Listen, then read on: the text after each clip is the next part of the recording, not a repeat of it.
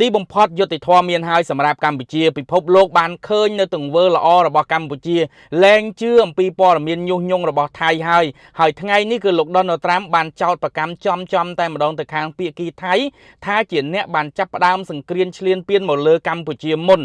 ប្រធានាធិបតីសហរដ្ឋអាមេរិកលោក Donald Trump នៅថ្ងៃទី22 ខែធ្នូបានថ្លែងចំដោយចោទប្រកាន់ភាគីថៃថាគឺជាអ្នកចាប់ផ្ដើមចំនួនព្រំដែនជាមួយនឹងកម្ពុជាជាថ្មីការថ្លែងរបស់លោក Donald Trump គឺធ្វើឡើងនៅក្នុងពិធីប្រកាសការផលិតនាវាចម្បាំងខ្នាតយក្សជាមួយនឹងក្រសួងសង្គ្រាមនិងរដ្ឋមន្ត្រីកងទ័ពជើងទឹកឆ្លើយនឹងសំណួររបស់អ្នកសារព័ត៌មានលោក Trump បានថ្លែងថាថៃបានចាប់ផ្ដើមបញ្ចេញរូបរាងសង្គ្រាមជាថ្មីម្ដងទៀតជាមួយនឹងប្រទេសកម្ពុជាខ្ញុំបានប្រាប់ទៅកាន់រដ្ឋមន្ត្រីការបរទេសលោក Marco Rubio លោកកំពុងតែធ្វើយ៉ាងណាបញ្ចប់សង្គ្រាមមួយនេះលោកថាលោកបានបញ្ចប់សង្គ្រាម8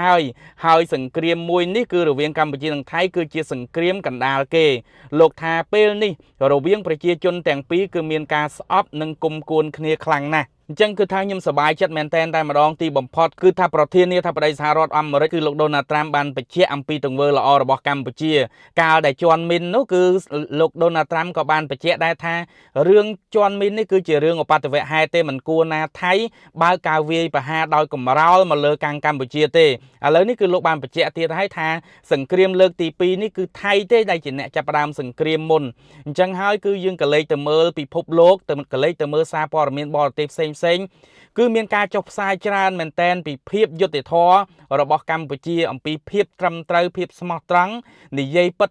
ធ្វើពិតរបស់កម្ពុជាយើងឃើញថាកសែតធំជាច្រើនបានចុះផ្សាយល្អពីកម្ពុជាថ្មីត្បិតថាមិនទាន់អាចមានបទឈប់បាញ់ក៏ពិតមែនប៉ុន្តែយើងទទួលបាននៅលទ្ធផលយុត្តិធម៌បណ្ដាឲ្យបងប្អូនទាំងអស់គ្នា